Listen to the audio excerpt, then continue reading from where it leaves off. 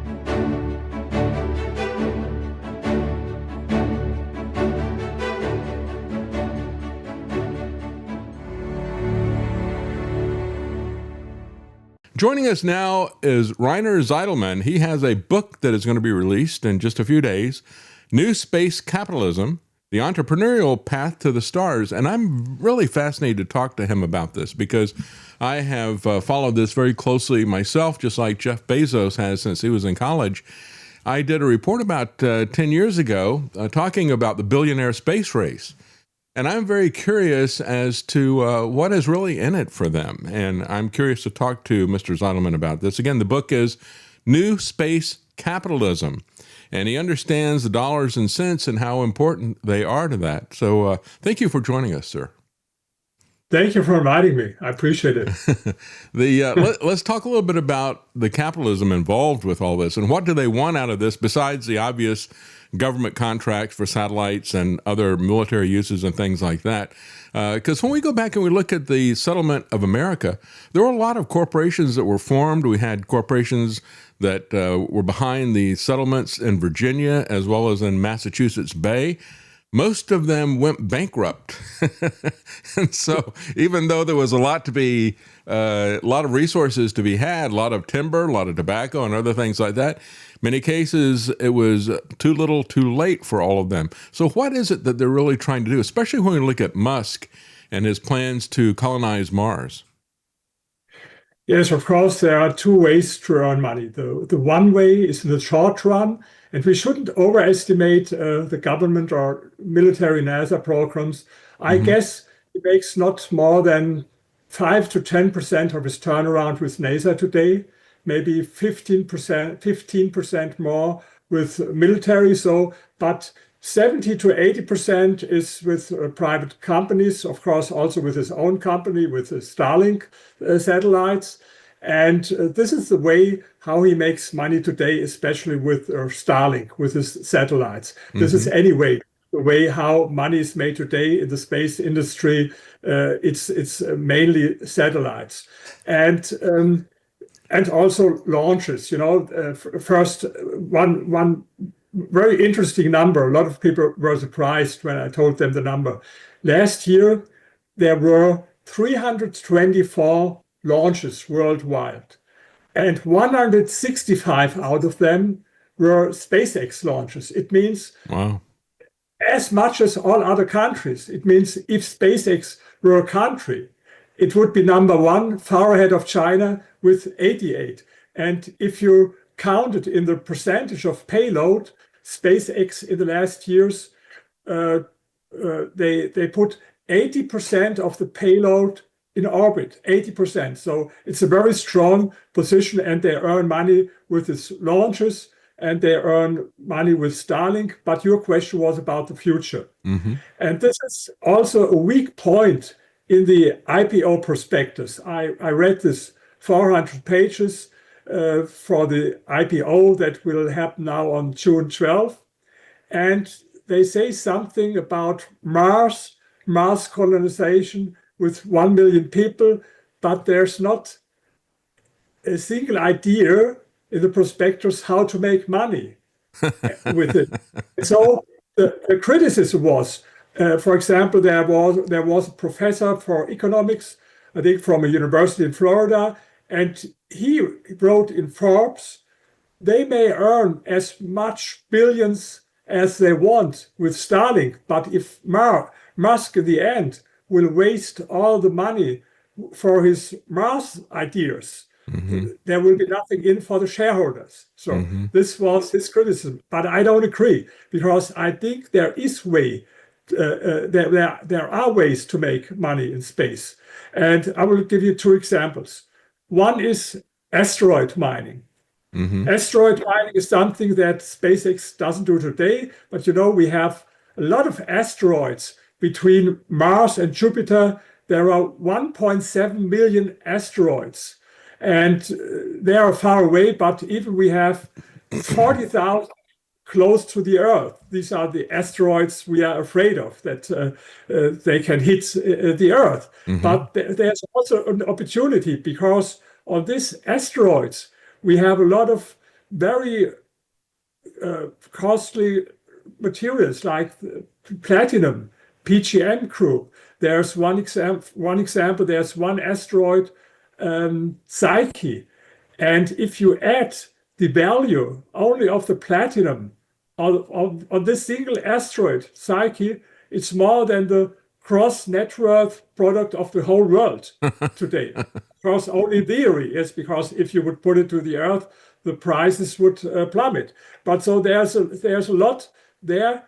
And if we talk about Mars, I think the real opportunity is real estate. And please let me explain why.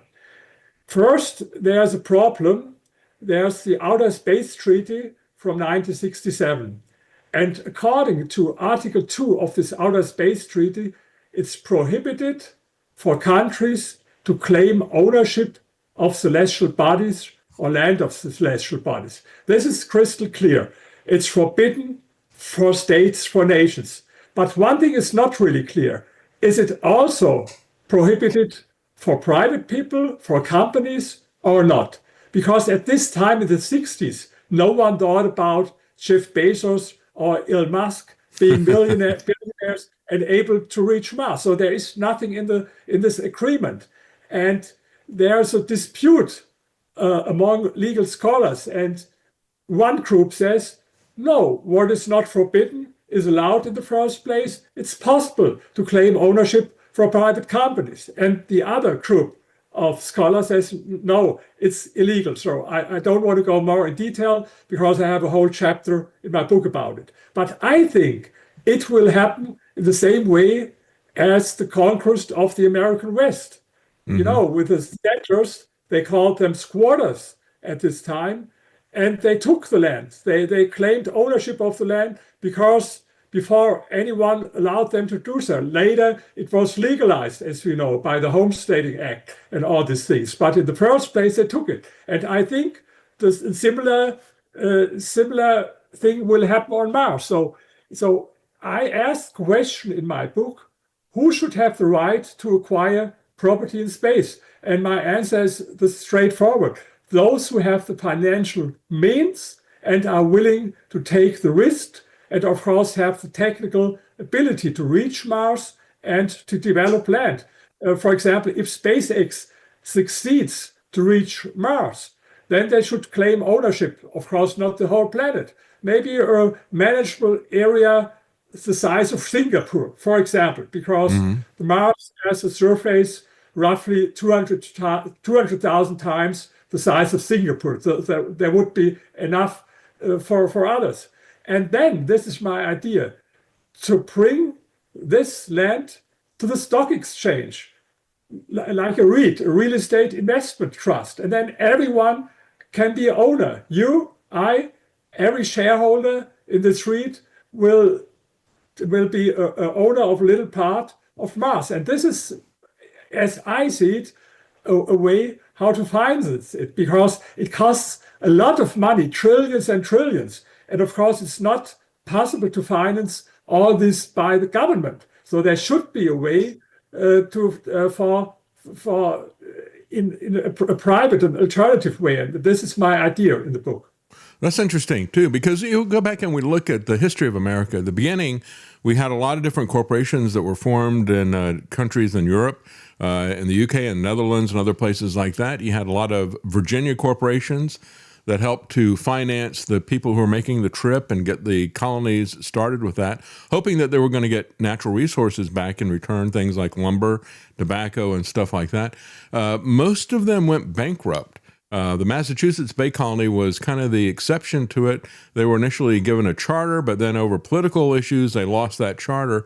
They did not go financially bankrupt, but most of them went financially bankrupt. What about, you're talking about asteroids. I think that is a very interesting possibility, but what about energy and that type of thing? Generating energy in space. I mean, they've already started talking about putting the data centers in space because there's so much resistance to using the power grid and the water resources that are here locally. And I don't know what technical issues there are in terms of putting these power stations in space, but what about that? Yes, I have also a few pages in my book about that. Of course, this is something Elon Musk plans. He even applied for 1 million more satellites in space to build these data centers. Now he has 10,000, what is a lot, because the total number of active satellites in space is only 50,000. So he owns 2/3 of all satellites, active satellites in space. But he applied for 1 million more. And yes, this data centers on Earth, a lot of companies work on this. I mentioned one company in my book, the company is Planet Lab. They have a cooperation with Google. Also, NVIDIA work on this, Google work on this, SpaceX. So there are a lot of companies that work on this. But what you mentioned with companies that went bankrupt, I think this is the great thing with capitalism, that companies can get bankrupt because it's the survival of the fittest. Yes. It's like, in the nature. And the problem with government financed or with government-led spaceflight is that they can't go bankrupt because they have always the taxpayers' money. And if they fail, then this is a real disaster. And this is what my book is about. After the moon landing, that was, of course, a very successful story. Then there were 50 years of failure with manned spaceflight, with the space shuttle. That was absolutely total disaster. Mm-hmm. And the reason is it was a government-led spaceflight. And today there are a lot of companies, and of course, most of them will not survive. But this is good news because if they fail, then they will get bankrupt. And the problem with state-owned companies is that they can't go bankrupt. And so this law of the nature, the survival of the fittest, can't happen when it's state-owned. I agree. Yes, I remember I was in college when this stuff happened. We had the lunar landing, and I was very much interested in all of that. And yet today, of course, I have my questions about the moon landing. But at that point in time, I said to my wife, and we were just talking about this today, I said, you remember I said that this is only going to happen when it's corporations doing it. Because when I looked at it, and when I was in college, they'd finished with the Apollo program, and everything had kind of gone into, had just kind of dissipated. They didn't have any goal. They weren't doing anything at all with it. I thought, it really was a stupid idea just to go all that effort and say, we're going to put a man on the moon. All right, now we're done. Just forget about it. We can check that box off. and I said, it's only going to happen when corporations start doing this, because just like you're saying, they have more realistic goals. And if they don't make it, they go out of business. Somebody picks up the pieces and they carry on with the work. But it doesn't happen when government is doing it. Yes, this was only about national prestige. Who's better, mm-hmm. The United States or the Soviet Union? I have here a quote from Lyndon B. Johnson. He put it this way: one can predict with confidence that failure to master space means being second in the crucial arena of our Cold War world.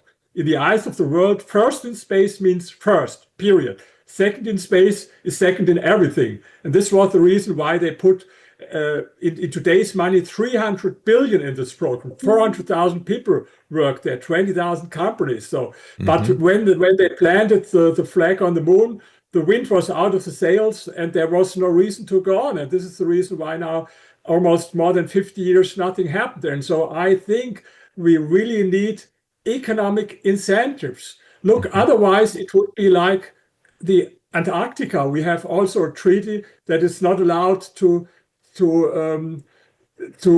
get resources from Antarctica, and this is the reason why nothing happens. So if there's no incentive, why should people spend billions and billions, and if you have no ability to earn anything in the end? And I think this idea in the Outer Space Treaty that the space should belong to everyone, this is like a socialist idea. And socialism didn't work on Earth, nowhere.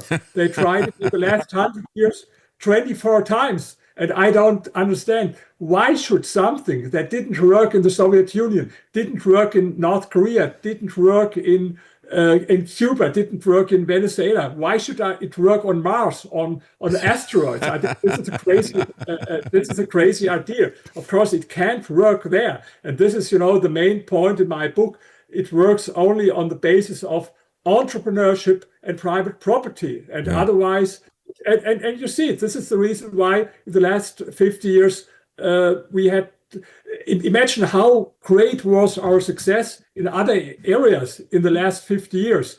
We had the internet and the cell phones and now AI, and there was so much progress. But in space, the progress only started with private companies like SpaceX. I give you only one other number that is very interesting. If you compare the launch costs, so it means the cost to bring 1 kilo to space from Space Shuttle on the one hand, and SpaceX, the internal cost on the other hand, Musk reduced the cost by 95%. Wow. 95%. And one reason is, of course, he was the first one to build this reusable rocket. And of course, it makes a real difference whether the rocket is reusable or not. Imagine I will come in next month, I will go again to the United States, and imagine after this, I could use the airplane only one time, and after this, it's great. I don't know how high would the ticket price, maybe $800,000 or something like this. But this is how NASA does it even today. Half year ago, they had this Artemis 2 program. They were very proud. Oh, we were 6,000 kilometers faster away than we were 54 years ago. Crazy. Yes, but it cost $4 billion, and they learned nothing. And so this is what Musk did. And the great thing is, no other space-led company and no other country in the world was able today to build such a reusable rocket as SpaceX. The only one who was able to do it is now Jeff Bezos. 10 years later than Musk. Musk did it 10 years ago. He did it now, but he's the second one. And China couldn't do it. Russia couldn't do it. Europe couldn't do it. And so this is the story of my book. I explain why is that private companies are so much more efficient and so much better than government-led entities. And that's exactly right. And again, the name of your book is New Space Capitalism, The Entrepreneurial Path to the Stars. And I guess the only thing we could say, Rainer, is that if they try Marxism on Mars and they fail, then we can at least finally rule out that Marxism and socialism is ever going to work anywhere. We've ruled it out pretty much in every country on Earth. We could rule it out in space as well. So we could be done with that fantasy, I guess, be the only positive thing to come out of it. But you're absolutely right in terms of the massive impact that Musk has had. I saw a graphic the other day, and they had the number of satellites per year that are being put up, and they did it all of the world. And then they had, as the other side, they had SpaceX.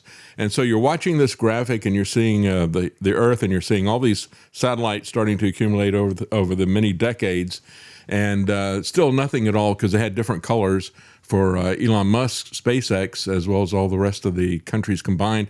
You see nothing but this color of the all the other countries. And then all of a sudden, just a couple of years ago, you start seeing the colors go up of SpaceX, and before you know it, it's completely covered everything, and it is more than all the rest of them combined. And that's exactly what we're seeing. But that metric that you had, that he's able to do it at 5% of the cost of what NASA can do. If I remember correctly, I think the original space shuttle was supposed to be reusable, but then they got rid of that for whatever reason. Yes, exactly. Let's talk about the space shuttle, because it's a good example. And of course, after the moon landing, it was for 30 years what NASA did with manned space flight. So the estimated costs were 5 billion development cost, and then for every flight, the estimate was between 5 million and 10 million. So this was the forecast. But in the end, it was 1.5 billion per flight. Wow. 5 to 10 billion, but 1.5 billion. So it was not really reusable. There was a lot of maintenance over 10 months with 1,000 people working on that in theory, but it didn't work in reality. And it was a total economic disaster. And only one other number. When they planned the space shuttle, they said, okay, we will have 140 flights per year, every year, 140 flights. And so it seemed to be cost efficient. But a lot of with Excel files, like first they started with 10 and they ended with 140. With Excel, you can calculate everything. But the reality was that in 30 years, they had 135 flights. So it means in 30 years, they had as many flights as was estimated for 1 year. And so, and in the end, even they had explosions that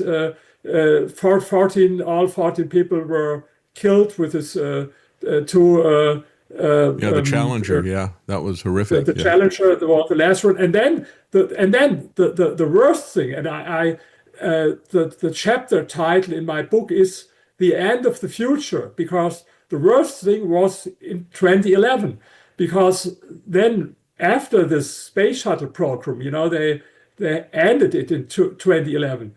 They had no opportunity from NASA to bring American astronauts from American soil with American rockets to the International Space Station, because they had no space shuttle, they had no other opportunity. And what did they do? They relied on old-fashioned Russian Soyuz rockets, and of course they charged very high prices. Every flight was some millions.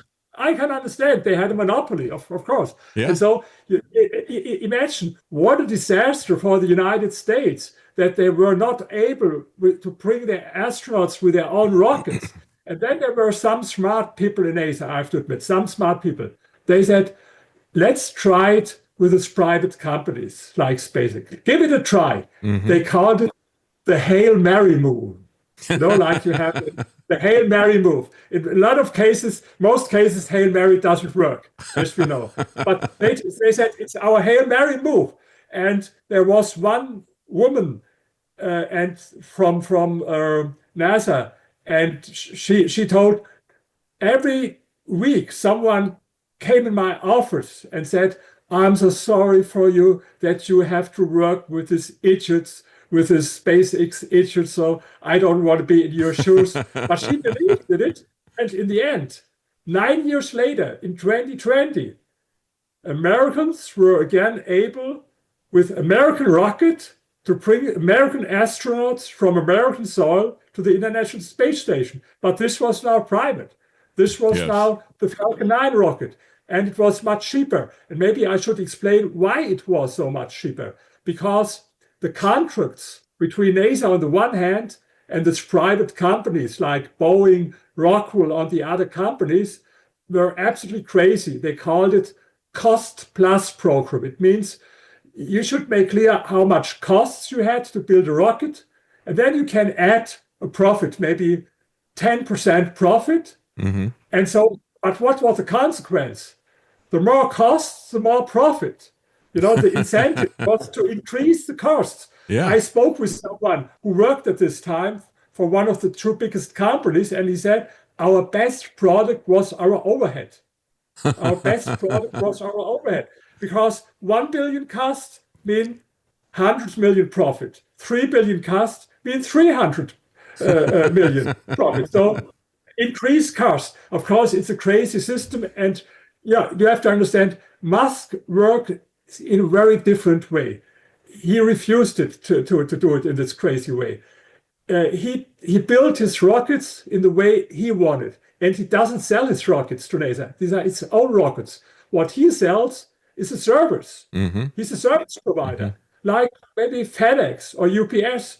I deliver. I bring your package from A to B, and I charge you this amount. And this is what he does. I bring your satellite in orbit and I charge you this. Or I bring your astronauts to the International Space Station and charge you this.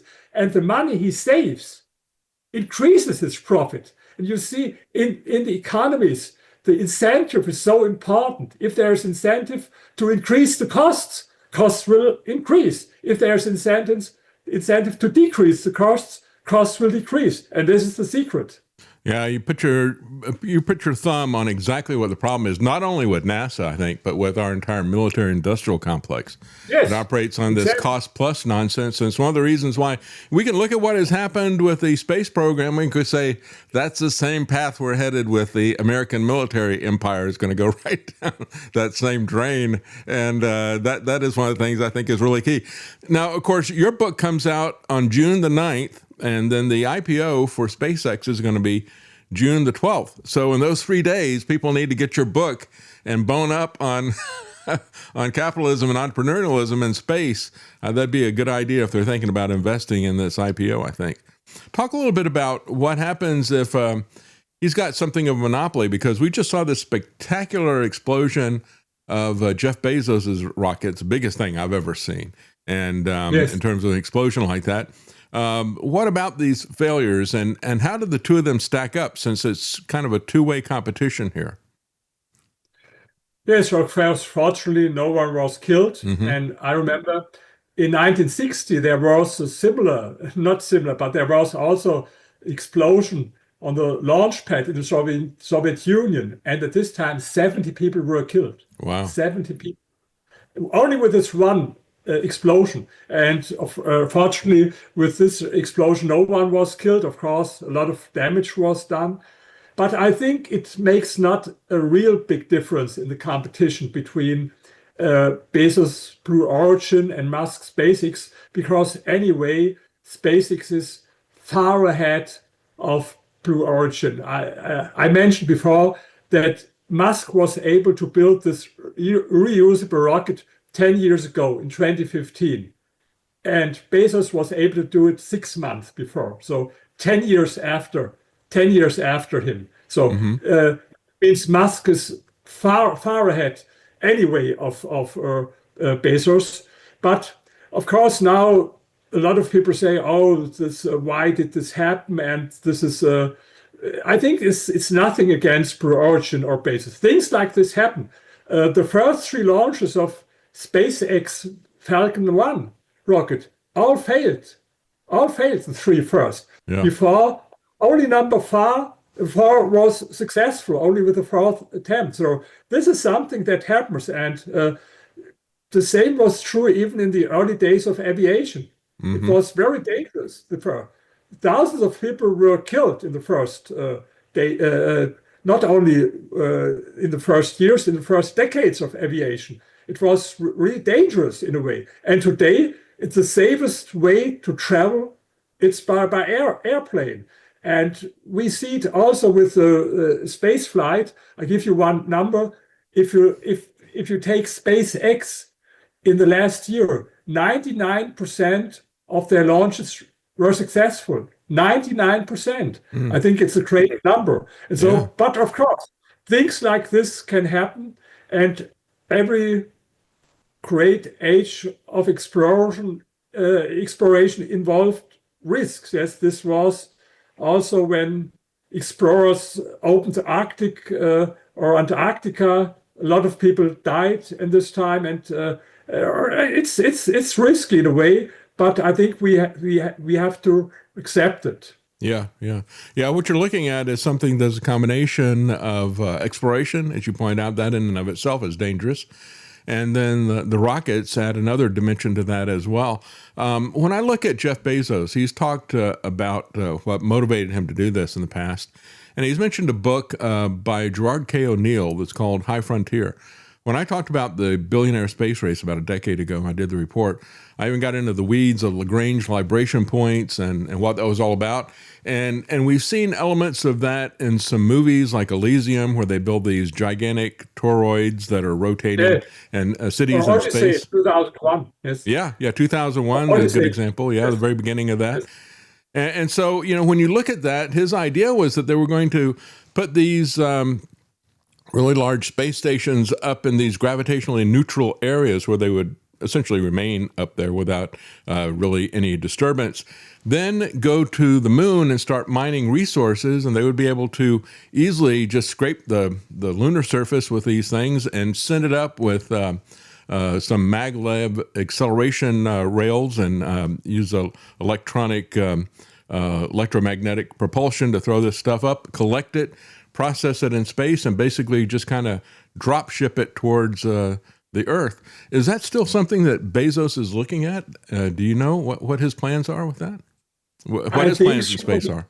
Yeah. Yes, he doesn't talk so much about his plans like Elon Musk do. So we don't know so exactly, but I know he had exactly these ideas. And I think it's great if you have a competition of different approaches, different ideas. This is the great thing with capitalism. In the end, we will see what's the better idea. I don't know. But one thing is true, of course. If you want to build such very huge, I don't know how O'Neill called it, that go around the Earth, like huge satellites, so where millions of people can live there. Right. Of course, you have to get the resources in space, because it's even with a reduced launch cost today, it's too expensive to bring them all in orbit. And I think this is another important reason for asteroid mining.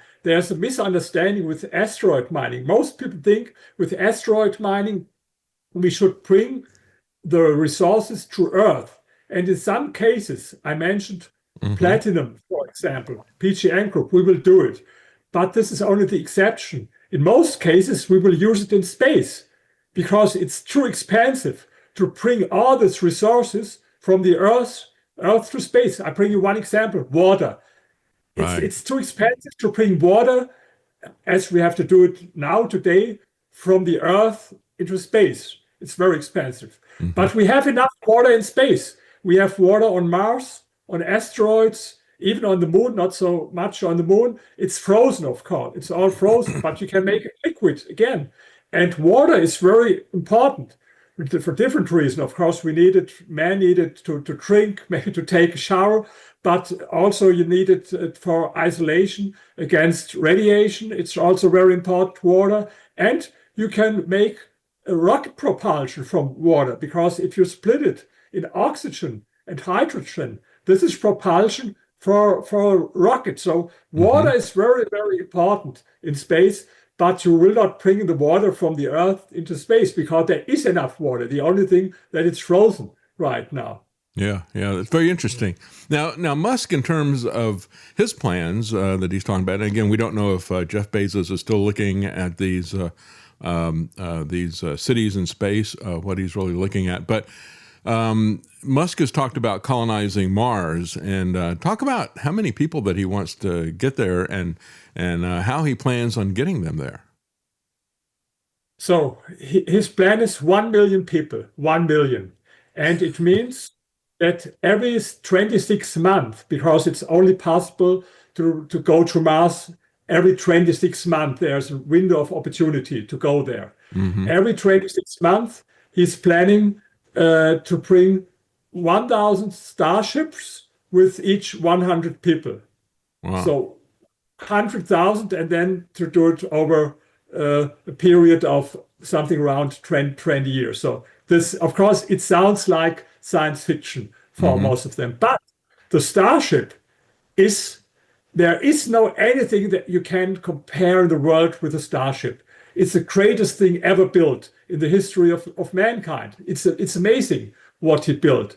And of course, it's not a guarantee that he will be successful with everything that he does. But remember one thing, I read it in this great book, the biography about Elon Musk from Isaacson. It's less than 30 years ago that Elon Musk sat with his friends, I think beside a swimming pool, and one of his friends came to him after selling his company PayPal. Hey, what are you doing right now? What's your next plan? And Musk's answer was 30 years ago, I think my plan is to make mankind a multiplanetary civilization and to settle people on Mars. And he said, I think you're totally crazy. Okay, this was this time. But now, 30 years later, we had these numbers. His company is responsible for more launches than all other countries in the world put together. And he has more satellites in space than all other countries together. So I think this is someone you should really take serious. Of course, it's no guarantee that everything will work. But I don't think that it's science fiction, because when I wrote my book, I had a conversation with a great man. His name is Harry W. Jones, and he works at NASA Ames Center. He's, I think, 84 years, and he works 60 years now in the space industry, 60 years. And he has a lot of knowledge. And he sent me a paper, and the title was, There Are No Showstoppers on Our Way to Mars. He discussed the 6 or 7 big challenges on our way to Mars, and said we can solve all of them today. It's on the technical side, it's possible. And if it is about settling Mars, I spoke with someone else. His name is Robert Suprin. Maybe you haven't heard his name before, but he's the founder and president of the Mars Association, Mars Society. And he was the man who influenced Elon Musk with his ideas. And he wrote great books. You should invite him one time, like The Case for Mars. And it's scientific research, what he did, how to settle Mars, about terraforming Mars, how to make money on Mars. I have a chapter in my book about it, yes. But I learned a lot from him, and I don't think that it's science fiction. The biggest problem, from my point of view, is money, because all of this costs a lot of money, and the question is who should pay for it. And I think it's nothing that you can, with taxpayers' funding, it might be possible to finance one or few missions to Mars, maybe, but not to settle 1 million people. You have to find other ways. And there are a lot of ideas in this book from Supreme, but my idea is this real estate thing. Maybe the reason is because I worked 20 years in the real estate industry, so I'm a real estate expert on the one hand and historian on the other hand. Maybe I see it through this lens. But I think today I spoke with a very, very successful real estate investor, and I told him about this. Of course, it sounds like science fiction, but he said, no, this sounds like a great idea. And my personal goal is, I had not the opportunity to meet Musk in person so far. I met one of his closest friends, but not himself. It's, of course, everyone want to meet him. It's not simple. But my personal goal is to meet him and to talk with him about this real estate visions, real estate ideas for Mars. Well, let me ask you about this, because I think that when I look at this, and you made the point that it's really not so much about rocket engine development as it is coming up with an idea how we're going to have property rights. If you've got the proper incentive, if you can actually own this, then that works. And of course, I understand that many of my audience are about free market and understand the benefits of that, the economics of that. What is it behind this gap of nothing happening for decades in space after the moonshots? What was it about that? Was that simply the the problem of the tragedy of the commons, if you will, or the socialism involved in it, the fact that government was running all this stuff. Was that why everything just kind of petered out and nothing happened for decades? What's your take on that? Absolutely, because no one, not you, not me, no company does anything without a strong reason. You have to have a strong reason. And the reason to go to the moon was, as I quoted before, Johnson, the competition between the United States and the Soviet Union. But in the moment when they planted the flag on the moon, the wind was out of the sails. There was no longer any reason why to go there. Now they go there again. The only reason is because China will go there. China said we will go there 2030. And so now, we have to hurry up. We don't want the Chinese are there before. Okay, this is the reason. But I think in the long run, the reason can, like everything in the world, in the end, it's money. Yes, we have to find a way to finance it. And I think this idea of space like common good for everyone, this is a socialist idea. Yeah, and this was in the 60s. It was negotiated between the United States and the Soviet Union. And at this time, maybe they were not so interested in this. But today, we should think in a different way about it. And I think definitely we should find a way to build private property. And I'm an historian. I look always, how did they do it in the past in history? And so this is what I mentioned before. I think our role model should be the conquest of the American West with the settlers, with the squatters, how they did it. They didn't wait for someone to give them the permission to go there. No, they did it, they took it, they developed it. And then in the end, government said, they legalized it. And this is always how private property, I studied a lot about China and Vietnam after their communist period. I even wrote a book, I can mention it, maybe How Nations Escape Poverty. It's about Vietnam and Poland. And I studied it in detail, how they did it. And this was the same thing. The peasants, first they left the collectives and they took the land, and without any permission, only to survive, because they wanted to survive. The alternative was starvation, or death, or taking this property, because it didn't work. And then later, there were smart political leaders, like in China, Deng Xiaoping, who legalized it. So, now we allow private property. And also in Vietnam, they had the so-called Doi Moi reforms at the end of the 80s. And what happened there? I give you only two numbers. That is amazing. Vietnam, in socialist times, was the poorest country in the world, not only because of the war. It was not only the war with America. Before, they had the war with France, with Japan, with China, and so on. And what was not destroyed by the war was destroyed by socialism, by the planned economy. And then they were the poorest country in the world. And 80% of the population lived in extreme poverty. Then they started their free market reforms.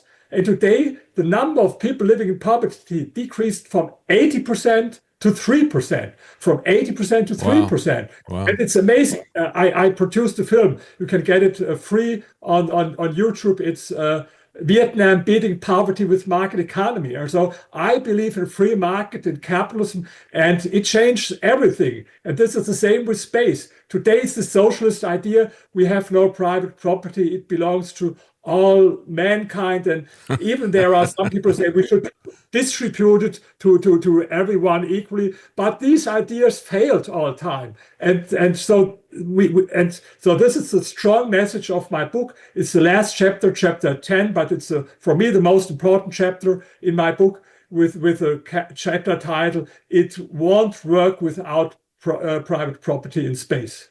You're absolutely right. And I think it's interesting that we come back to that fundamental idea that capitalism and freedom and competition are the things that make everything work. We can get all caught up in the technology of space, and that's all a very interesting thing. But we go back and we look at why the government has failed and why these programs continue to fail in various places, and it's because they've got kind of a Star Trek mentality. You know, we're going to create this United Nations in space, and we're going to do this all collectively. And just as we see in Star Trek, there's no incentive for profit for anybody. So we know that is pure science fiction. But the science part of it is interesting. We need to get rid of the fiction of socialism, and I think that's what your book addresses. Again, the book is New Space Capitalism, The Entrepreneurial Path to the Stars. Thank you so much. It has been fascinating to talk to you. Yes. Thank you very much. Yes, really, I liked it very, very much. Thank you. I appreciate it. And have a great day. And I hope people go now order it on Amazon or Barnes & Noble, anywhere. Thank you. Thank you for inviting me. Thank you very much. And again, the author that we're talking to here is Rainer Zitelmann. That's Zitelmann. New Space Capitalism, Entrepreneurial Path to the Stars. I think it is an excellent idea, and you really get to the heart of the issue, which ultimately is about freedom and about liberty. Thank you so much for joining us, sir. Thank you. Thank you for inviting me. Have a great day. Thank you.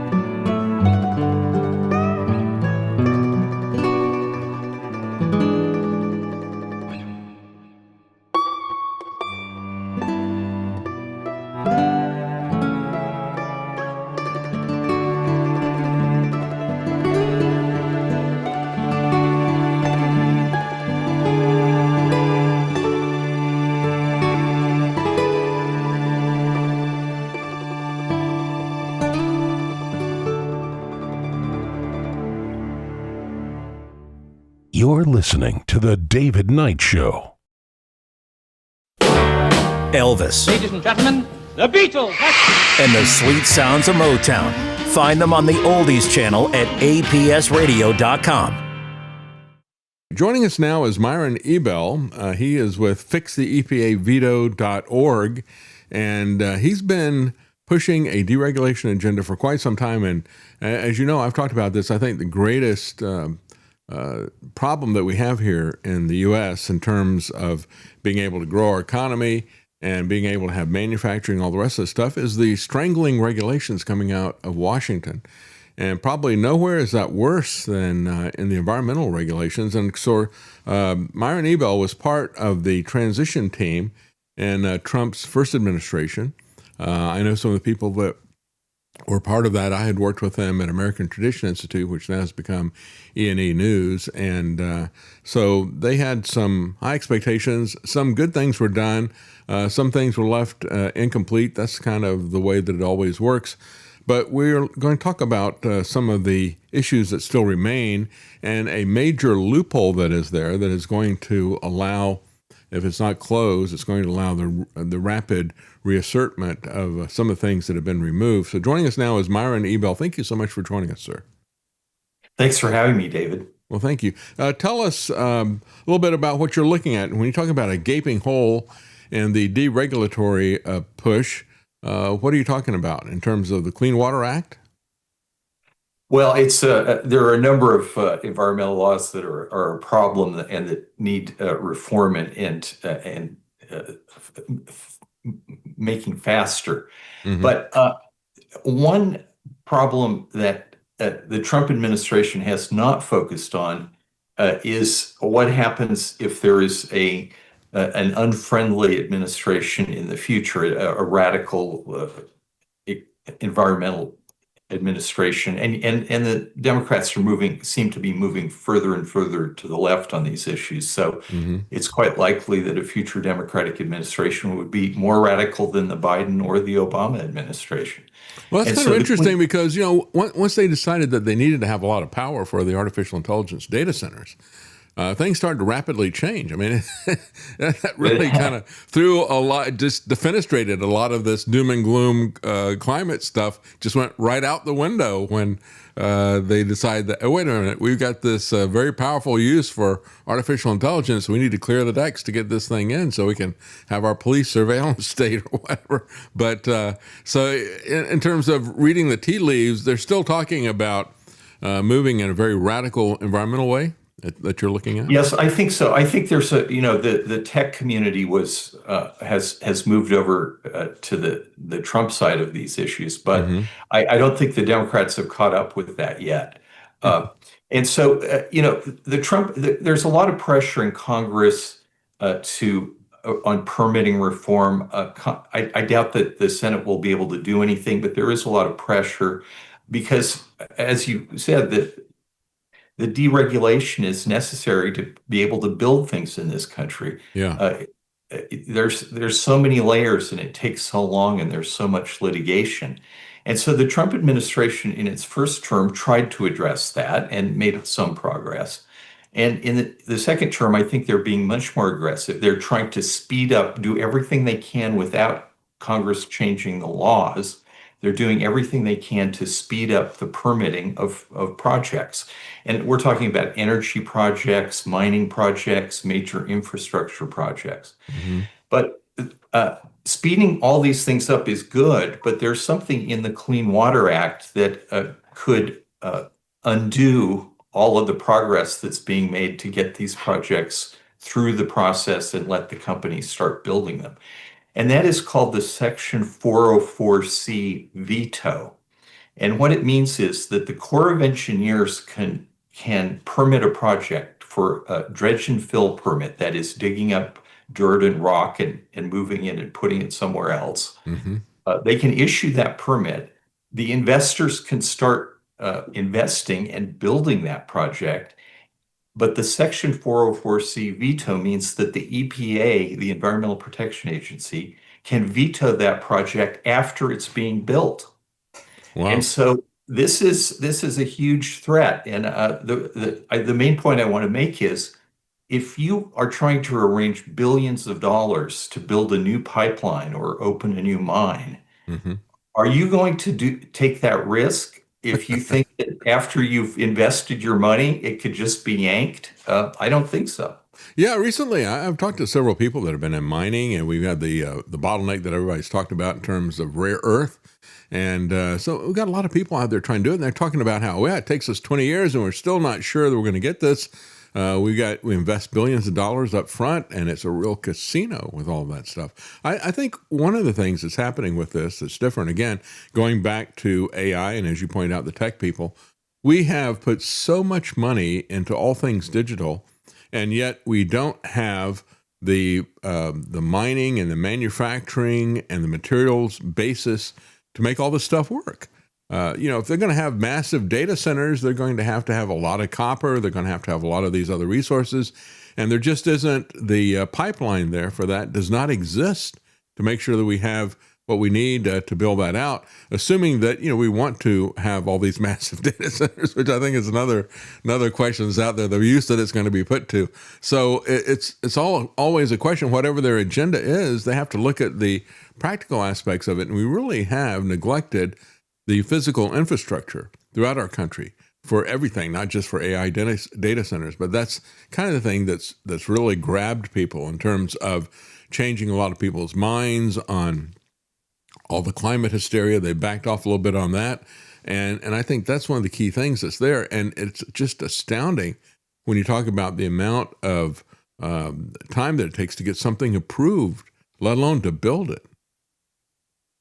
That's absolutely right, David. I think there's several things that any industry needs. They need material, and that's often metals and minerals, and they need energy. And the Trump administration, combined with the shale revolution going back to the 20 years now, that opened up these huge new resources of oil and natural gas in the rock in shale formations. Those and the Trump policies that have allowed that to explode means that the United States is in an incredibly good position now in terms of its energy. Now, many states are trying to hamstring that, like California and New York, with their idiotic climate policies. They want to raise the price of energy, not lower it. Yeah. But the U.S. is in a great position on energy, but on other raw materials, it's in a very bad position. And I'll just start with minerals. There's large parts of the United States are heavily mineralized. There's a lot of places that can be mined, but a lot of those have been closed off. And when companies try to open mines, they face 10 to 20 years of getting through the permitting process before they can actually start building the mine. And a lot of that, the permitting process is controlled by litigation. Every agency has to go very slowly and take very detailed environmental impact statements because they know they're going to be sued in court by environmental and preservation groups. So it takes a long time.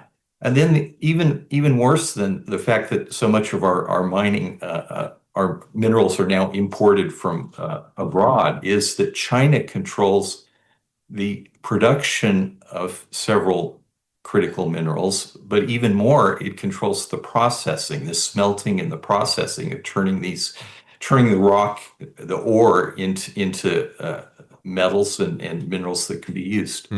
So, for example, cobalt, most of it's mined in Africa, in the Congo, but it's all processed in China. So China really has a chokehold not only on our economy, but on the entire world economy for a number of critical minerals that are used, as you mentioned, AI and these big tech companies, cell phones, EV when I was batteries. talking to a guy who had a company that was trying to do the rare earth minerals, and again, they're desperate for their defense industry in Washington. And he was saying, it isn't that these minerals are rare. It's just that we don't have the ability to refine them. And That's right. That's all being done in China now. Yep, that's right. Yeah. That's interesting. And of course, it's the other part of this, when I look at what is happening with these things, and look, there are some things that need to be done, but the pendulum can fall way to the extreme of one side. And I think that's where we are right now. And so when you look at this, I remember when I was in high school reading my dad's Business Week magazines, and one of the things that really stuck out to me was the fact that they talked about how Europe was paralyzed with regulation. They called it Eurosclerosis. Yeah. And it was kind of a hardening of the arteries, so they couldn't get anything done. And we have now followed them down that same path. We have a kind of sclerosis here that has paralyzed us, really. That's right. And a lot of it, these environmental laws that were passed in the early 1970s, the Clean Water Act, the Clean Air Act, the Endangered Species Act, and several others, including the National Environmental Policy Act, all of these laws have never really been reformed. There have been, I guess you could say, the 1992 Clean Air Act amendments that the first Bush administration did was the last major reform of any of these laws. And that was not a good reform. That was actually, it had some good and it had some really bad stuff in it. And so our laws have not kept pace with the changes in the world and in the way things work. And the second thing is that nobody who passed these laws, I think the environmental groups knew, but the lawmakers didn't understand how all of these laws could be gamed by our court system, so that if if, for example, a permit is issued, that an environmental group can come in and sue. Mm-hmm. And if they lose, they can come in on some other grounds, or some other group can come in and sue again. And so these things are held up now for years and years and years in the courts. And instead of having regulators who know something about the issue, we hope, making the decisions, we have judges essentially making our environmental and industrial policy. And many of them really are not very favorable. They don't like, for example, the shutdown of the timber industry in the Northwest in the 1990s and early 2000s. That was all done by one federal court judge who essentially took control of the timber industry through the Endangered Species Act. Wow. And so these are the kinds of things that when you talk about sclerosis, a lot of it, I think, is legal and in the courts. It's the agencies are bad, but the courts are even worse generally. Wow. Yeah, and we're talking about the Pacific Northwest. Personal experience that I had in terms of a report that I did. My son and I went up and we interviewed a guy who was a lumberjack and had been up in that area. He said the federal government has basically shut everything down. They've done such a bad job of managing the public lands that he had been, as part of his preparation for his retirement, he had gradually accumulated a lot of land, and he was going to gradually sell off that lumber as he retired. And he said what happened was the mismanagement of the federal lands, because they refused to get rid of deadwood and other things like that. They would leave this fuel, which is what it becomes, fuel on the ground. So we've got trees that are dying, trees that have fallen down, and it's basically fuel for a fire, even a natural fire, and getting out of control. And he said it got out of control, burned the federal lands, and burned up his retirement as well. Yeah. And he said, and look around here. He said, there's absolutely nothing left. He said, look at all of the different lumber mills and things like that. They were all rusted and decaying. It was really sad to look at it. We did a long report on it, and all the lumber mills were rusted and decaying. And he said, there's nobody moving into the area. All the businesses have closed.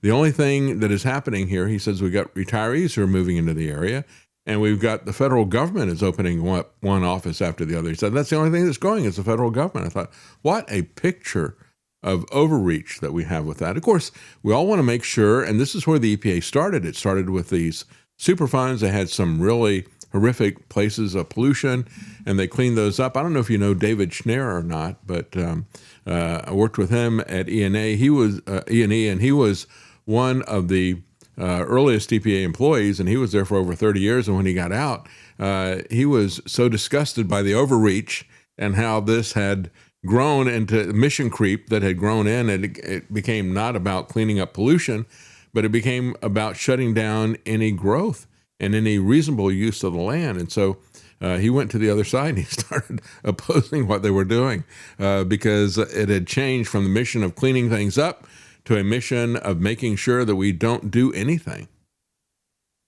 Yes, that's right. And David learned that from David Schneier learned that from the inside, and he knew how the beast worked.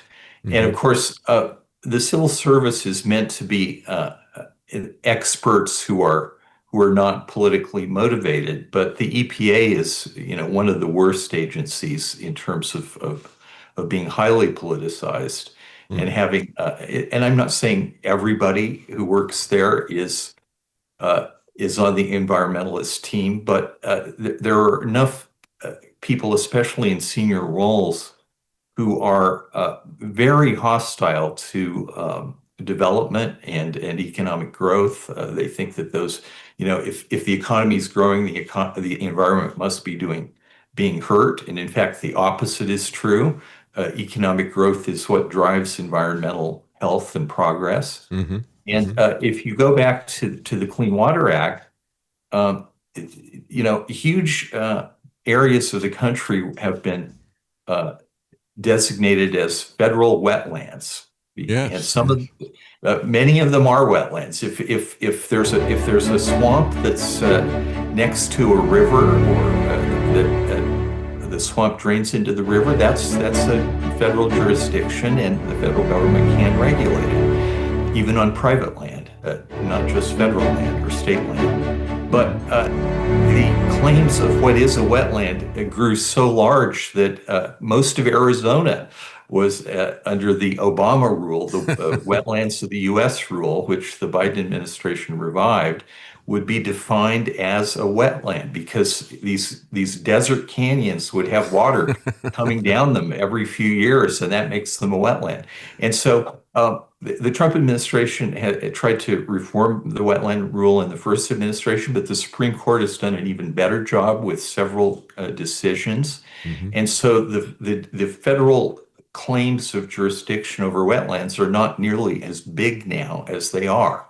Nonetheless, if you are involved in any kind of project that moves a lot of dirt and rock, and you need a dredge and fill permit, you are likely, if it's a pipeline or a road or a mine, you are likely to have federal jurisdiction through the Clean Water Act, through wetlands jurisdiction. Wow. And that means you will have to get a Section 404 permit. And that's why it's so important to try to speed up the process, but it's also important to correct this loophole that was created that allows the EPA to veto the project after it's been permitted and is underway. Yeah, I remember there was a case, I think it was in Montana. It was a guy who was on his own property, and he didn't have a massive ranch or anything. It was only something like 8 acres or something like that. And he had a couple of cows, and they dug out a little recessed area so they could make their own pond for the kids would swim in it, and the cows would drink from it, that type of thing. And the EPA came in and tried to regulate that under the Waters of the USA Act and say that was something that they should regulate. It was all self-contained in his property. He had created it, and they got really...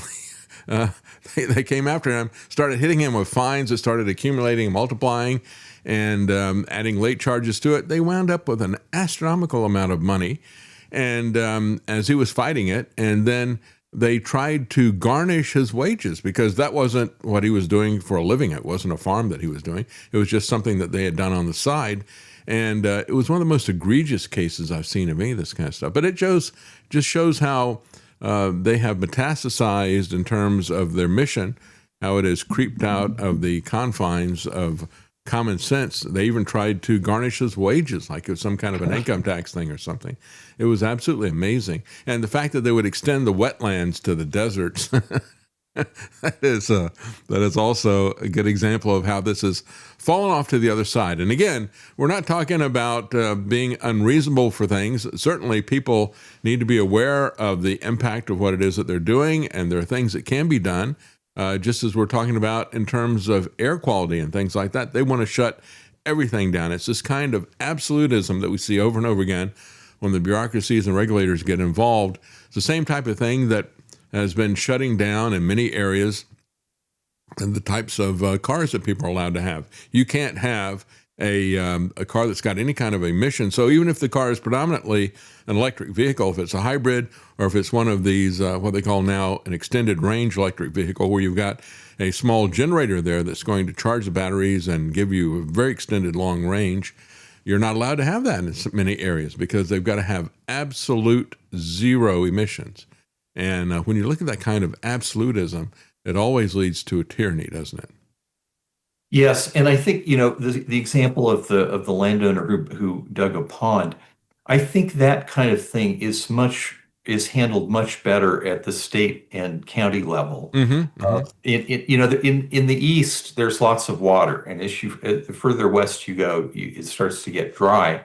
And the western states have very well established state water law that controls water rights. And if you have a water right that's superior to someone else, then you have the first right to use the water. And so I think that it's been worked out quite well in most states, most of the western states, and I think it works pretty well. There are disputes, but it's settled law. And now we have the federal government that has come in with with the Clean Water Act and has really done a lot of damage to settled law in the West, and it's and through the Endangered Species Act as well. So I think you know, the federal overreach is a problem mostly of regulation. People think of, oh, the taxes are too high, but it's actually a lot easier to control taxes than it is to control the growth of regulation. And I think this is it's the debt it's that really we can. it's the big battle we're in. It's the debt we can't control. Taxes, that's no problem. Yeah, I'll cut your taxes. No, Oh, spending. No, we can't control. Spending is very hard to control. Yes. Yeah, that's right. Yeah. And when we look at this, of course, what you're saying is very true. These things are better addressed at the local level. And that was really what our Constitution was about, what the 10th Amendment was about, that there were very few things that were going to be done by the federal government. Now the federal government has to have approval and involvement in every single aspect of our life. And it's that kind of a mind frame that needs to be adjusted because they don't have really the authority to do most of these things that we're talking about. Even the environmental stuff that is there, that's not really something that belongs to the federal government. That's something that is really best resolved at the local level. You know, when people look at what the agenda is for many people on the left, they want to have federal zoning laws to control what you can do with your property.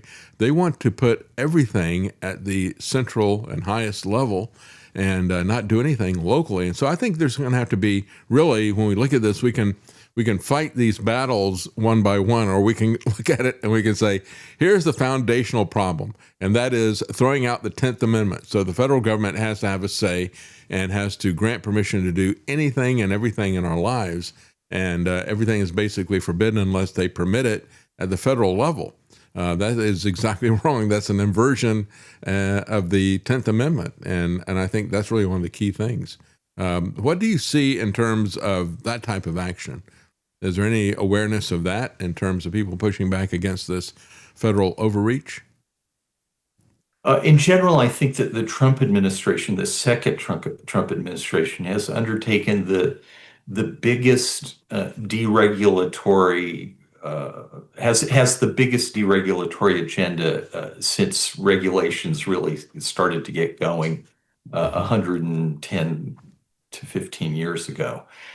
And so they're very ambitious. And I think if you look at a lot of what they're doing is they're trying to shrink the federal footprint. They're trying to shrink the federal claims of authority over things. And unfortunately, a lot of this is in law. And so they can only take it so far unless Congress will reform some of these laws. And I agree. Yeah, there's just been this sea change in my lifetime. It used to be we'd laugh about it. We'd say, hey, don't make a federal case out of it. Well, everything is a federal case, right? Okay, everything. Yeah, that's right. So there has to be an awareness of the general public that everything should not be a federal case, that there are many things that are better and really can only be handled at the state and local level. And even under the Constitution, regardless of what laws they pass, there has to be an understanding that there was a reason that they did it that way in the Constitution. And by the way, the Constitution is governing over these laws. And so is that an approach that is being taken? Are they really challenging the constitutionality of some of these laws, or are they just changing the laws at this point in time? Because I think that's what's really going to make it a problem when the Democrats come in, or somebody who wants to start to regulate this stuff. If we leave the idea there that the federal government has the right or the duty or the power to do these types of things, then it's going to seesaw back and forth between the Republicans and Democrats all the time, unless we can get back to a clear understanding of federalism and the idea that power is granted to the government by the states, which is really what the Constitution says, historically what happened. And now the servant has become the master. Yes, that's right. I think, Congress isn't passing major reforms of our regulatory laws. That's right. And the Trump administration is trying to do what are called administrative rulemakings. That is, you go through a process that takes several years and you change the rules that implement the law. And these these rules can be undone by a future administration by going through the same process.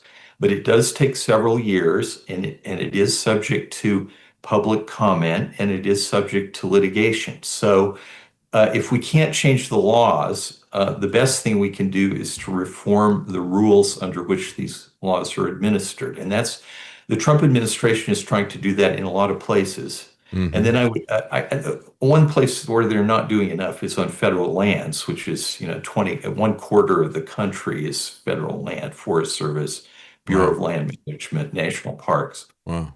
That's a problem in and of itself, isn't it? Yeah, that's a huge problem, and I don't think the Trump administration is doing enough on reforming our federal lands regulations. But to be fair, they're doing quite a bit. Mm-hmm. But there's a problem, which is that the White House, the president, doesn't really understand that the federal lands are a problem. So it comes up against he and his two hunting sons who hunt. They are very keen on federal lands, and so they want to keep them. Mm-hmm. And I think we should be getting rid of them, transferring them to the states, and improving the environmental management of those lands. If the states could get a hold of them and get rid of the federal land mismanagement that is burning down our forests, as you mentioned. Yes. But the other thing is that there have been several good Supreme Court decisions on these issues, on regulatory issues. One was called Loper-Bright. Another is the 7-County Infrastructure Coalition. These decisions are shrinking the federal regulatory reach. And I think if we can build on those, and if the Trump administration could get some of these cases, more of these cases to the Supreme Court, there could be further progress through the Supreme Court. Yeah, that's true. And it's good to have you on to talk about this, because, we all have this antiquated idea of how things take place, how a bill becomes a law, the old schoolhouse rock thing, Mm-hmm. Right. I'm a bill on Capitol Hill. It doesn't work that way, as you pointed out. You have these rules, and it's really the bureaucracies that are ruling us. They're not elected, they're not accountable. And what's even worse is that they have taken the position, and we see this across the board, whether you're talking about the IRS or you're talking about the drug war. If they put out a regulation, then if they want to do civil asset forfeiture, for example, then you don't have any due process. They don't have to prove that you're guilty of something. You are guilty and have to prove that you're innocent. And we're all familiar with that through the IRS. But now we've seen that happening with the drug war and many other things in terms of property rights when it comes to things that have to do with the environment. And if the bureaucracy that has to do with the environment, the EPA, gets involved in it, well, then guess what? You don't have any property rights with that either. And so there needs to be an understanding that, just like Nancy Pelosi said, we got to pass it to find out what's in it. You're going to create these massive guidelines, or maybe even a whole new department, and then they're going to set all the rules for everything. Congress really doesn't do its job anymore. And so, as you point out, you have this fight within the executive branch, and that causes us to seesaw back and forth between Republican and Democrat administrations, because they're just setting up arbitrary rules. And I think there has to be a fundamental understanding change in terms of the way the public sees how this is happening, to understand the reality of what's going on in Washington, how these missions have creeped out on us to control everything. It's really through the bureaucracy, isn't it?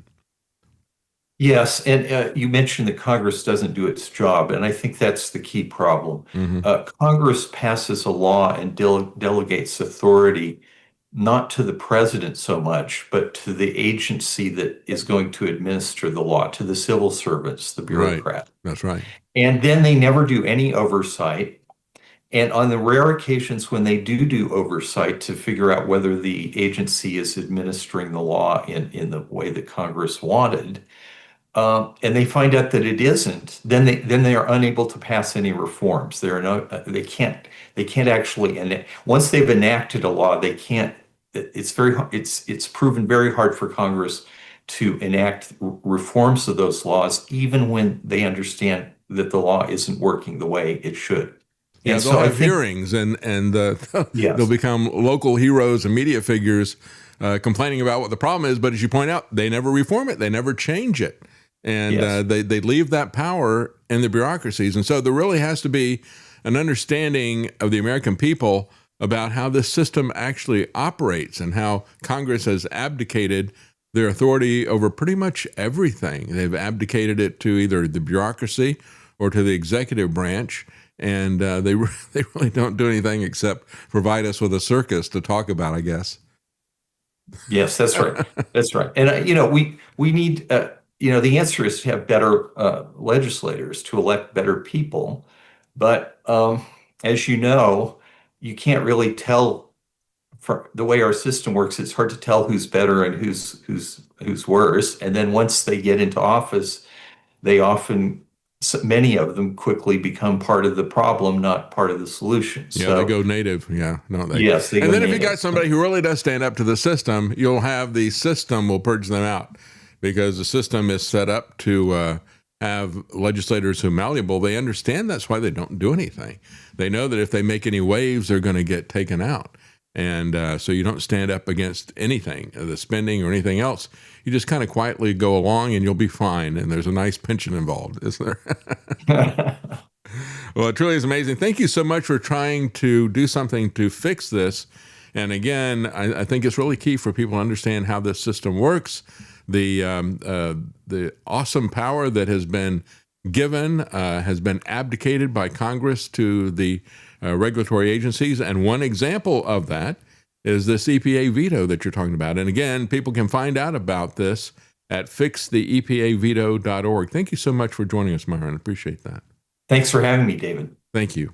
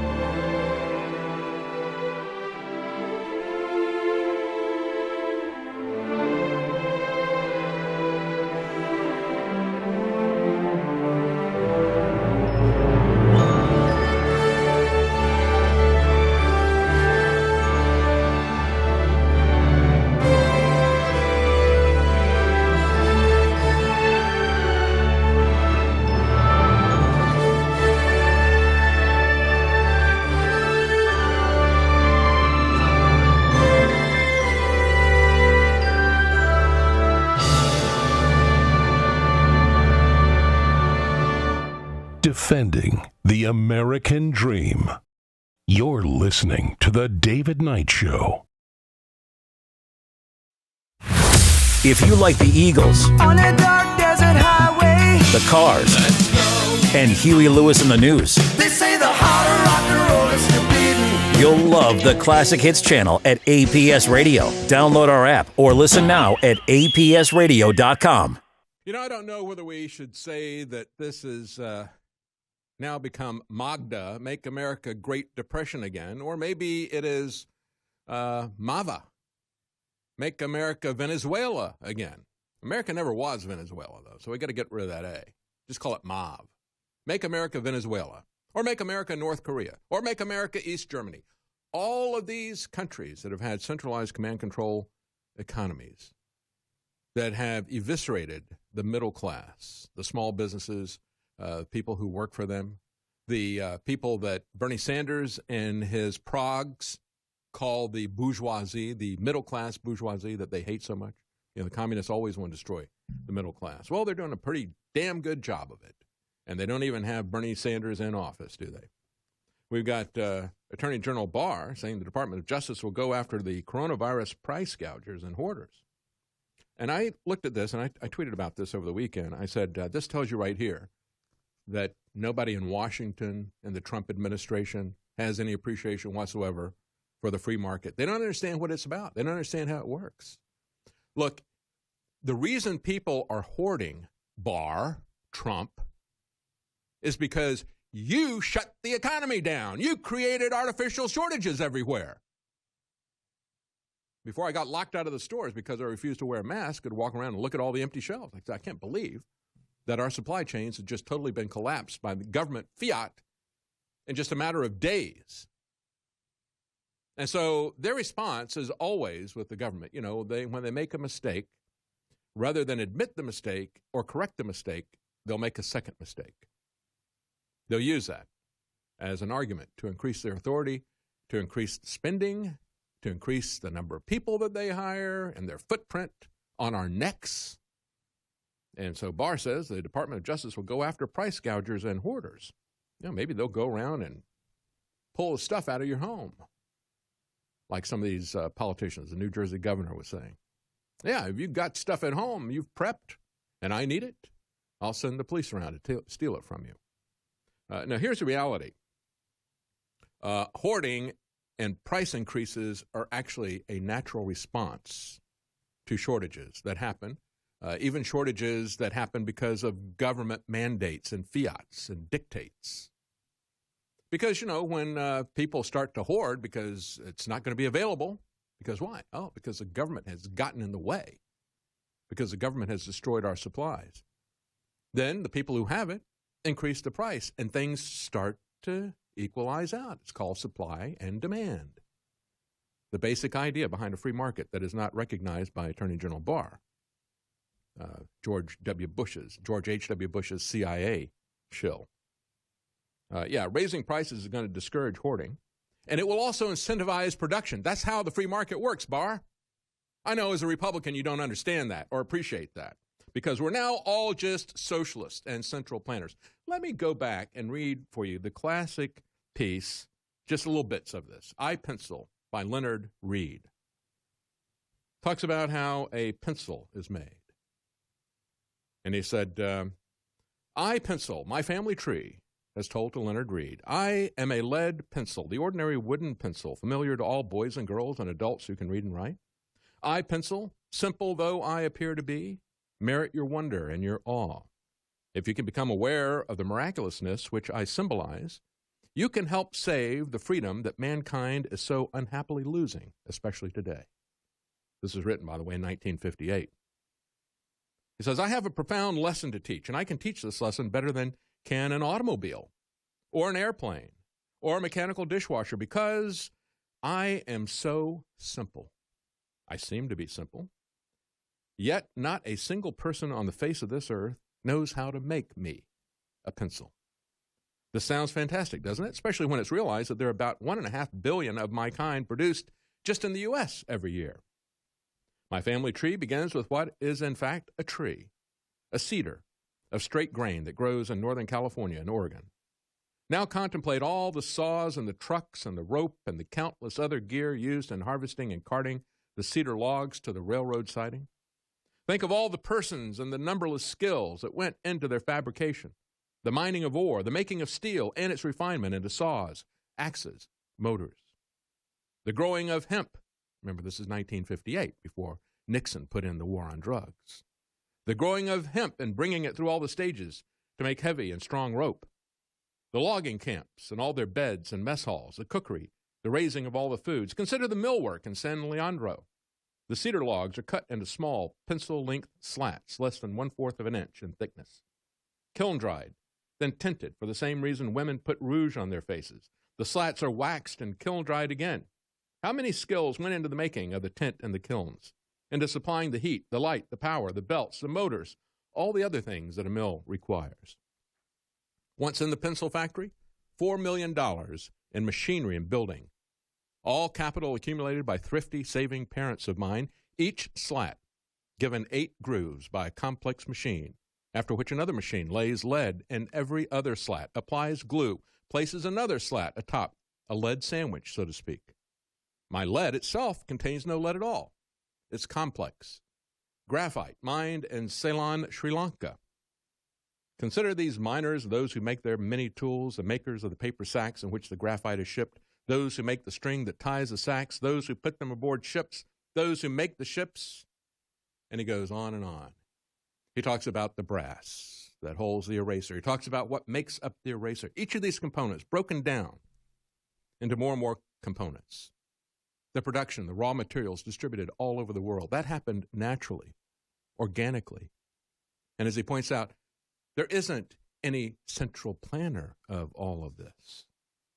He said, millions of human beings have had a hand in my creation. He said, there is no mastermind. There is, in fact, something that is even more astounding than all these ways and materials that it's put together, the absence of a mastermind. The absence of anyone dictating or forcibly directing these countless actions which bring me into being. And I talk about this, folks, because when I look at our government shutting down ranchers, shutting down farmers, having people plow their crops into the ground, pouring their milk into the drain, when I see them shutting down and confiscating the private property of loggers and miners across this country, that's been going on for a long time, but now they've escalated this. Now they have broken this complex chain of supply. And as I read this, the reason I read this is because you look at this and you say, well, look at all the different components of something as simple as a pencil and how these things have to be moved from place to place. And our government, by shutting everything down in this country, like a bunch of damn communist dictators. I am so fed up with President Trump, I can't even bear to look at him anymore. I am disgusted. Don't tell me there's a plan. Any plan that does this to America is a plan to destroy America. You can't build it. You can't bring this back. You're going to put a lot of people out of work permanently. Oh, yeah, we'll get things going for a while, and then they'll put it on again, right? And it'll be a different set of players.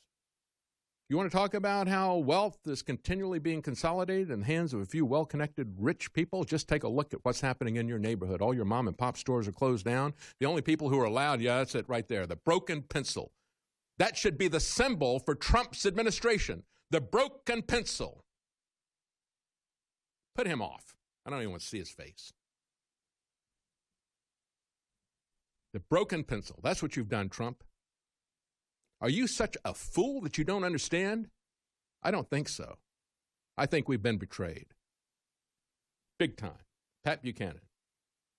We may be reaching our Saratoga moment, our turning point. That's right. We'll find out who the Sunshine Patriots are and the Winter Soldiers. I've seen a lot of commentators out here begging and demanding that more be shut down, that we stay shut down longer. Yeah, they are the Sunshine Patriots, folks. As Pat Buchanan points out, well, we had predictions of 2 million, then it went to 1 million people dead, then it was 240,000, then 100,000 last week on Tuesday. Dr. Birx said 81,000 deaths. The next day it was dropped by 25% to 60,000. Is any of this stuff true? The Southern Poverty Law Center has long been the think tank hatching the idea of vast right-wing conspiracies. SPLC is the source behind some of the most outrageous enemies lists being compiled by Homeland Security, fusion centers like the MIAC report, and emails and policy statements by the military. SPLC creates the boogeyman, writes the script, and Homeland passes it off to the police, who are trained to associate political speech with a threat to their personal safety. And it's not just political speech. Southern Poverty Law Center is attacking religious freedom, calling it hate. This line of attack has been promulgated within the military. The free exercise religion of those in the military is being attacked as not just hateful, but conflated with the racism of the KKK. It's an interesting comparison for the SPLC to make, since it got its start in the violent racist confrontations of the 60s. On May 20th, 1961, when a busload of black and white freedom riders arrived in Montgomery, Alabama, they were met with what Time magazine described as an idiot club-swinging mob of about 100. In this picture, we see SPLC founder Morris Dees' first client. The man on the ground with the camera getting kicked by Klansmen? That's not Morris Dees' client. This is Dees' client. Dees didn't defend the freedom riders who were viciously attacked, bloodied, and had their bus set on fire. Dees defended the KKK thug, the ringleader. And he got him off, in spite of it being widely reported, like this article in Life magazine. And Morris Dees got paid a lot of money, $5,000, which at the time was the median family income for a year. But this is what his bio on the SPLC website says. After launching a law practice in Montgomery in 1960, he won a series of groundbreaking civil rights cases. Maybe he should amend that to say that he won for the Klan, a leg-breaking case against civil rights activists. Morris Dees would have us believe that sometime after he got Klansman Claude Henley off, sometime after he cashed the check, that he decided that he would start suing the Klan for cash instead of defending the Klan for cash. Maybe it wasn't a moral epiphany, but a financial epiphany. He could make much more money doing direct mail fundraising to the public than he could suing. Criticisms of the SPLC from the left focus on how little it does other than fundraising, how much money it hoards for its endowment, and how much money it pays multimillionaire Morris Dees. Alexander Cockburn described Dees and the SPLC this way. Ever since 1971, U.S. Postal Service mail bags have bulged with Dees' fundraising letters, scaring dollars out of the pockets of trembling liberals aghast at his lurid depictions of hate-sodden America in dire need of legal confrontation by the SPLC. Cockburn wrote in 2009 how Dees and the SPLC were spinning the election of Barack Obama. What is the arch salesman of hate-mongering, Mr. Morris Dees of the Southern Poverty Law Center, doing now? He's saying that the election of a black president proves his point.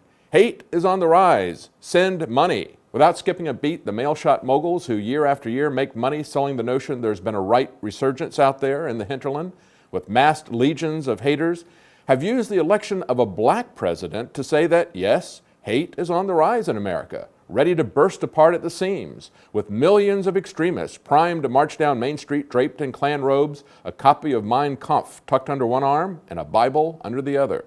A high-profile case from 1977 shows the true nature of Morris Dees and the SPLC. After Dees and the SPLC hired Millard Farmer to defend 5 black men accused of murder, Farmer said Dees abruptly pulled out of the case, telling him that the case wasn't making any money for the SPLC. When Farmer refused to turn the case over to a public defender, Dees sued him for improperly spending SPLC funds. But Farmer went public, talking about how SPLC funds are really used. And he said of Dees, he's the Jim and Tammy Faye Baker of the civil rights movement, though I don't mean to malign Jim and Tammy Faye. The analogy couldn't be better. The SPLC is a perfect way for liberals to assuage their guilt buying indulgences from the Church of Morris Dees. In 1996, USA Today called the SPLC the nation's richest civil rights organization, with $68 million in the bank account. It's now grown to $224 million. It's easy to see how their endowment has soared. Alexander Cockburn pointed out that in 2007 they took in $45 million but only spent $21 million, spending only half of what they took in on their proclaimed mission and pocketing the rest. And part of the expenditure was the lavish salary of multimillionaire Morris Dees, who in 2010 was paid $350,000. How's that for Southern poverty? But ripping off guilty white liberals isn't what makes the SPLC dangerous. What makes them dangerous is when they partner with the government to intimidate dissenters, to threaten political speech, and to promote violence against those they demonize. Look at the notorious MIAC Fusion Center report, Missouri, 2009, where every supporter of limited constitutional government Every real political opponent of Obama was labeled as a possible terrorist, a person of interest, simply for having a bumper sticker supporting Ron Paul, Chuck Baldwin, or Bob Barr. Then there was the Huttery militia case in Michigan. The government whipped the public into a panic about militias with the help of the media using SPLC talking points. Mark, did you know about this group? Oh, yeah. And they look to be a very small group with a very odd ideology, sort of a twist on the New World Order. Basically, like other militia groups, what they really see happening to the world is a kind of takeover of the world by some sort of one world government, a so-called New World Order. Their alleged plot to kill a police officer and then bomb the funeral procession afterward. The opening salvo allegedly of a war against the U.S. government. The case was thrown out by the judge, but you didn't hear much, if anything, about that. Or take Floyd Corkins, who shot up the offices of the Family Research Council because he bought into the fundraising propaganda of the SPLC that if you assert your religious liberty to resist being coerced into recognizing and subsidizing homosexual marriage, the SPLC will label you as a hate group. The real hate group is the SPLC, whose hate-mongering inspired Corkins to, quote, kill as many people as I could, then smear a Chick-fil-A sandwich on their face. And there have been multiple cases of the military repeating SPLC propaganda, labeling opposition to homosexual marriage mandates as hate, and the Founding Fathers as dangerous militia types. As we approach the one-year anniversary of the Boston bombing, we should remember how the SPLC was used to promote the idea that the bombing was done by their favorite boogeyman, patriots. It's conceivable that it was related to, in particular, this thing, Patriots' Day. It celebrates, of course, the American Revolutionary War, the first shots fired at Concord and Lexington. But in the world I cover, it is really, probably most importantly, the end of the debacle in Waco, where 80 people died in a fire, and 2 years later, payback for the events in Waco, the bombing of the Oklahoma City building. InfoWars exposed the Boston bombing as a false flag event designed to be blamed on patriots. Sir, why were a lot of speakers telling people in the audience stuff, be calm moments before the bomb went off? Is this another false flag stage attack to take out civil liberties and promote homeland security by sticking the hands down on the camps on the streets? No. Next question. Why was people being told prior? 9:30 tomorrow morning will be the next briefing. 2 days later, the FBI postponed, then canceled a press conference where 100 reporters had gathered to hear about the suspects that CNN and other government spokesmen had been saying had been identified by the FBI. The FBI then waited another 24 hours before identifying 2 suspects that didn't fit the homegrown patriot terrorist narrative. Of course, we still haven't seen them even sitting the bags down. But we have seen the FBI murder a friend of the surviving suspect during questioning, shooting him 6 times, and once in the back of the head, execution style. The Southern Poverty Law Center is a powerful propaganda tool of the government in the war of terror. But if we can defeat them in the info war, we can stop the shooting war for which the government is preparing.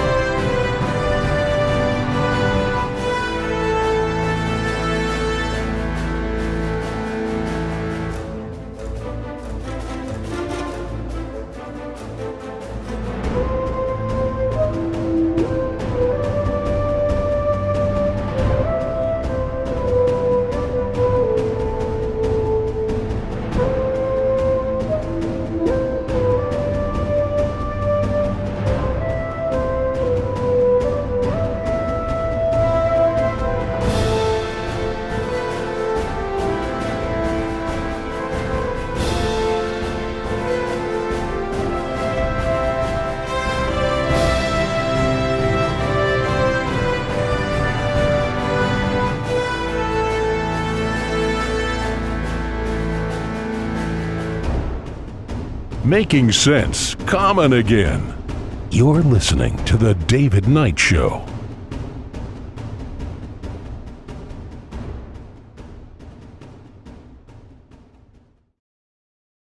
Whether you're feeling like the blues or bluegrass, APS Radio has you covered. Check out a wide variety of channels on our app at apsradio.com.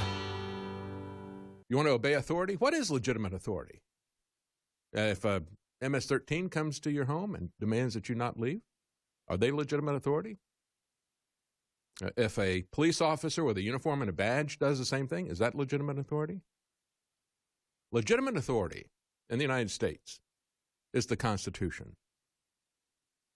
These robbers with badges and masks and guns in the United States have sworn allegiance to the Constitution. They are oath breakers. They are liars. They have turned their backs on their legitimate authority. Now, they do have force. They have force, just like these El Salvadoran gangs. And so you should try to get along with them as possible. But understand, they have no authority. And one sheriff understands this, of course, and we've talked about him last week as well. Let's bring up Maine's Franklin County Sheriff Scott Nichols again.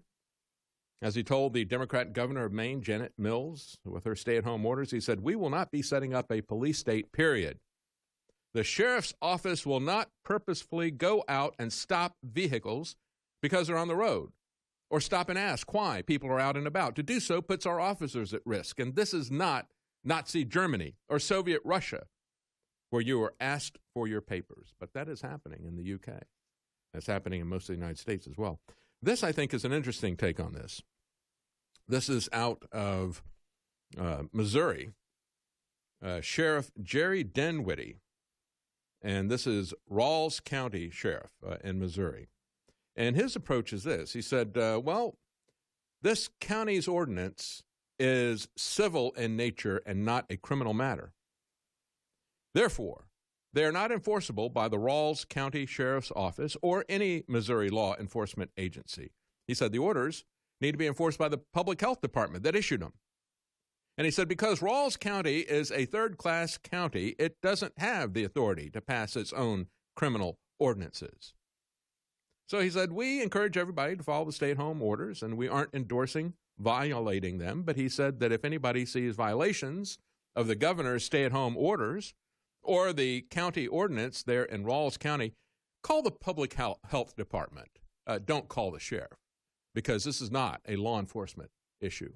It's not. As I tweeted out yesterday, I'm perfectly willing to take advice from people, but I refuse to take orders. And when you start ordering me around, I don't believe your advice. That's not what you're after. All right, so this is just a temporary inconvenience, right? That's what I keep hearing from so many people.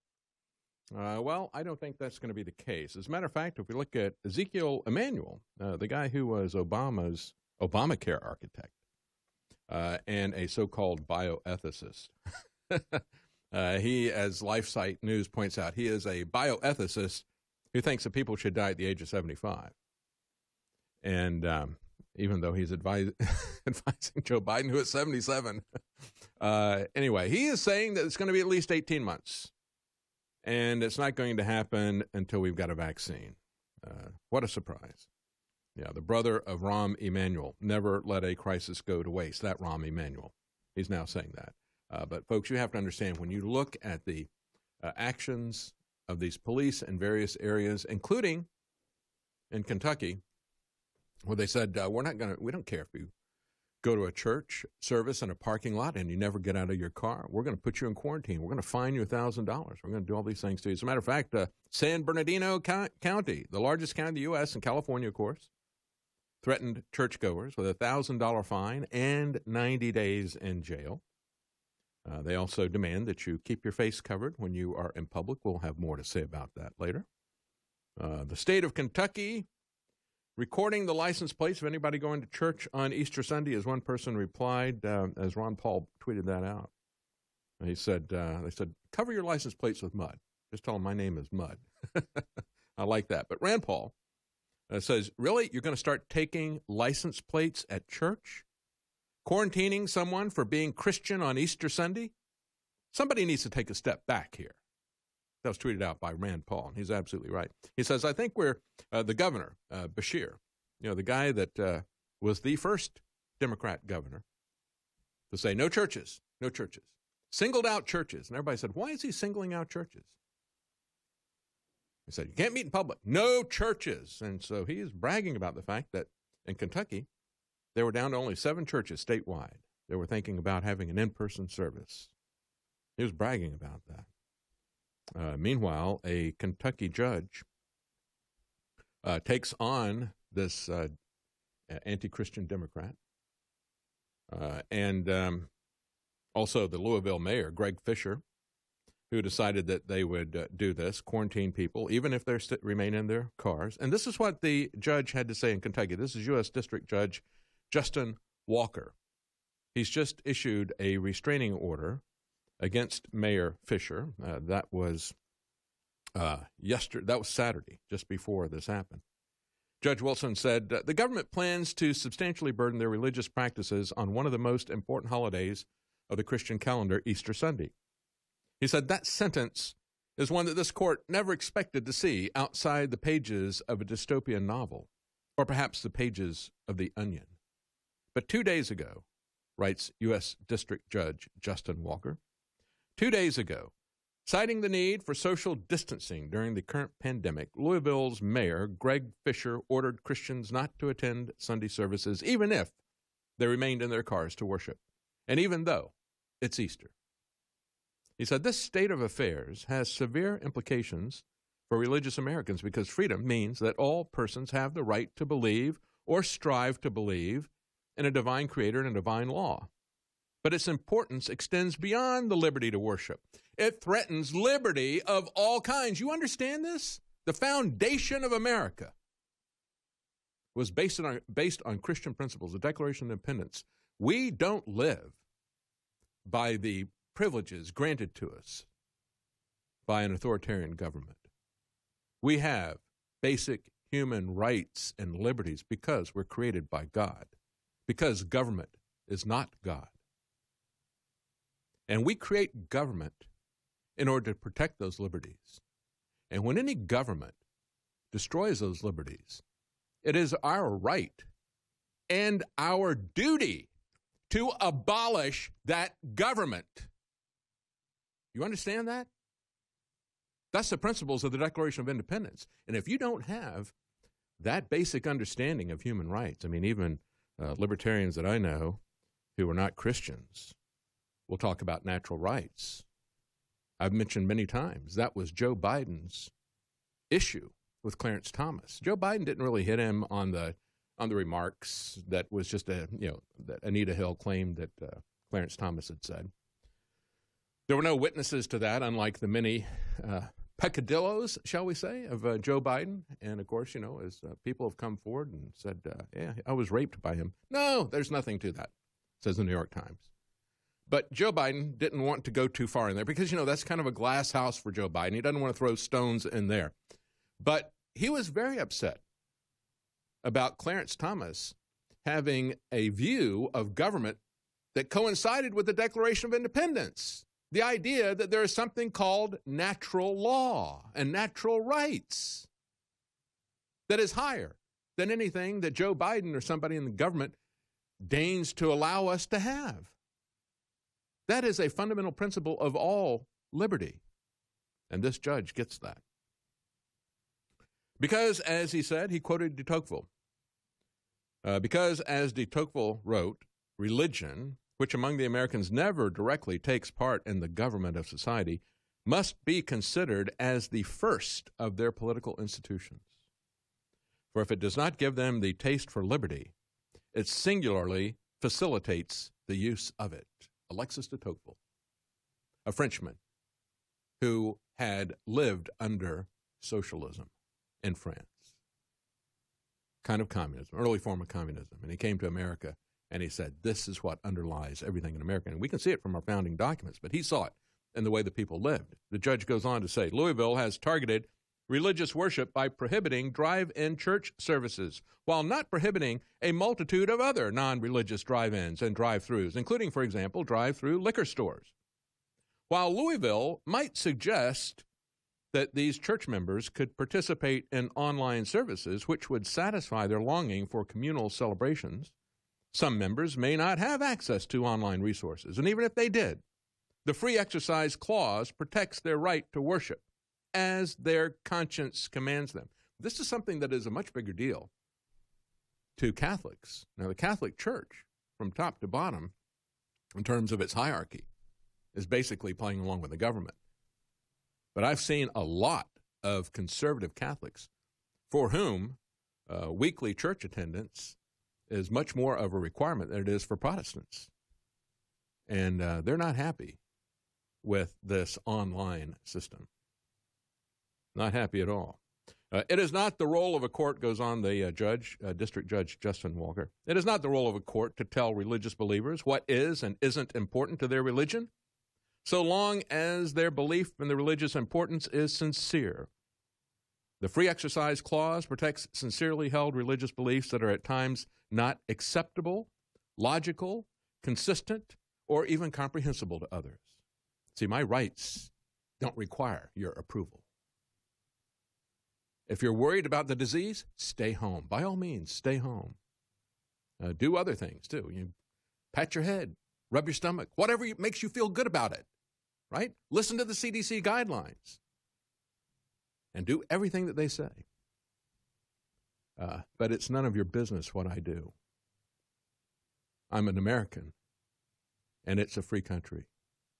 We're going to make it a free country again. People don't say that anymore. That used to be a common expression, didn't it? Don't make a federal case out of it. Well, now everything has been shut down in the United States. We've made a federal case out of it, and it is not a free country anymore.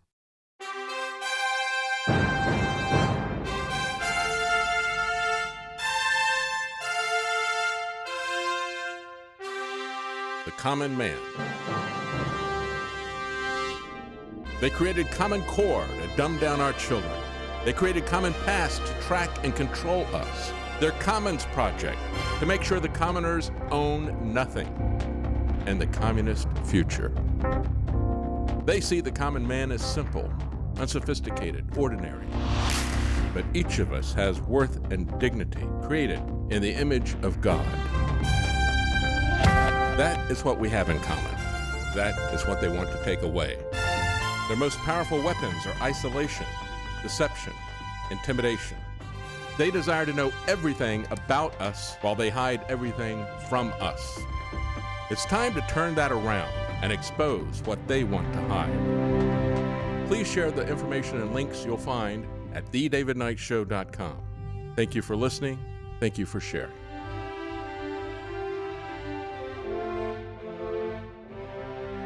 If you can't support us financially, please keep us in your prayers. thedavidknightshow.com.